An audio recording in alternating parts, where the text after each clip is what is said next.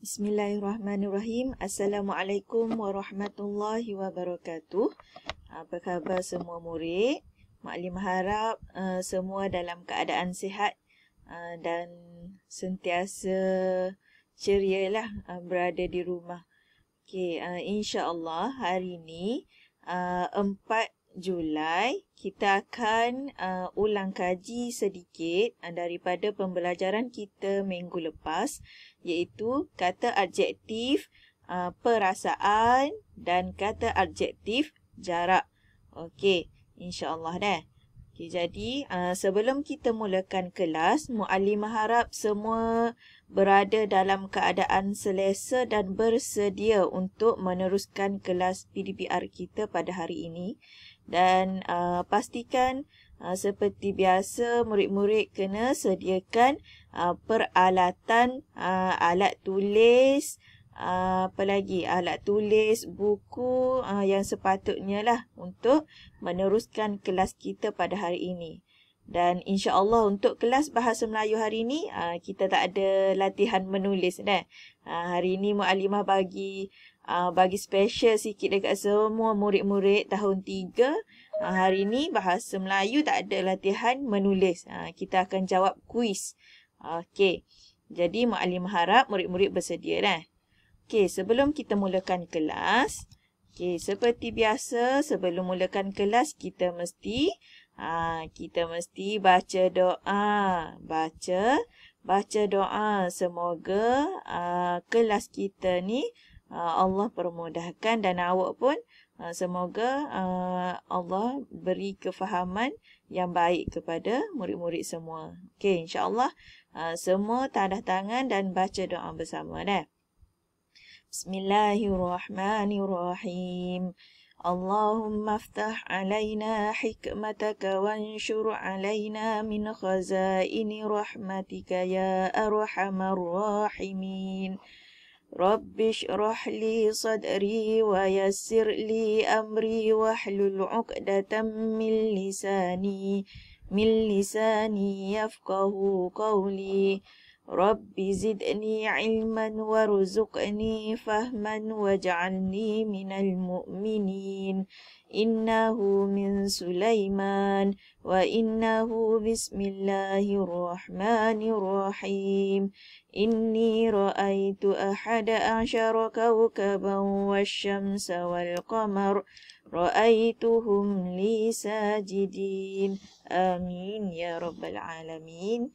Okey, insya-Allah semoga kelas kita ni Allah berkati dan minta juga dengan Allah supaya murid-murid semua diberi kefahaman yang baik dalam menuntut ilmu, dalam belajar ni. Dah tak kira dalam subjek bahasa Arab ke, bahasa Melayu ke, matematik, sains, maknanya semua yang kita nak belajar ni semoga Allah permudahkan dan Allah beri kefahaman yang baik, tidak terpesong kefahaman kita, insya-Allah. Okey, untuk yang seterusnya, kita akan tengok objektif kita pada hari ini, objektif pembelajaran. Okey, seperti sebelum ni, objektif pembelajaran kita adalah kita nak memahami kata adjektif perasaan dan kata adjektif jarak. Jadi hari ini kita akan gabungkan dua kata adjektif tu. Okey, insya-Allah pada hari ini yang pertamanya, murid dapat mengenal kata adjektif jarak dan kata adjektif perasaan. Okey, yang kedua, murid dapat menggunakan kata adjektif jarak dan kata adjektif perasaan dalam ayat. Okey, macam mana Muallimah nak tahu pencapaian murid dalam untuk mencapai objektif pembelajaran ni?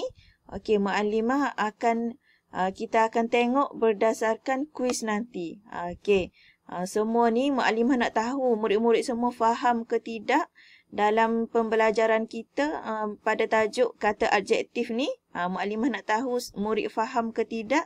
Okey, kita tengok awak jawab dalam kuis nanti. Okey, Muallimah tahu ramai sebenarnya murid dah jawab melalui jawab soalan dekat buku. Okey, tapi dekat buku tu soalannya tak banyak dan mungkin Muallimah tak tahu awak direct tanya, mungkin awak tanya mak ayah awak deh.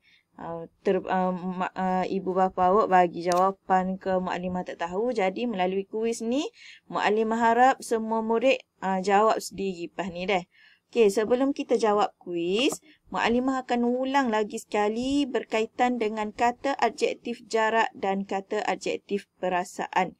Okey, kita tengok yang seterusnya. Okey, yang seterusnya. Okey, kata adjektif perasaan. Okey, yang pertamanya kata adjektif perasaan, dia kata mesti diikuti dengan kata sendi nama, iaitu akan, dengan, kepada, tentang dan terhadap. Okey, sebenarnya banyak lagi kata adjektif perasaan ni. Cuma dia tak tunjuk dalam ni deh. Okey. Okey, kita tengok. Okey, kata adjektif perasaan ni juga dia kata kata yang memberi pengertian perasaan. Okey, kata adjektif perasaan ni perkataan ataupun kata ataupun kalimah yang memberi pengertian perasaan. Okey, selepas daripada kata adjektif perasaan, selepas daripada perkataan kata adjektif perasaan tu, dia mesti diikuti dengan kata sendi nama. Seperti akan, dengan, kepada, tentang, terhadap. Okey, kita tengok contoh dia sikit eh. Okey, contoh yang pertama, nama saya Saiful. Dahulu saya obes. Saya berasa amat sedih. Okey, yang ni, yang pertama, ayat yang pertama kata adjektif dia adalah sedih. Okey, dia kata sini diikuti dengan kata sendi nama.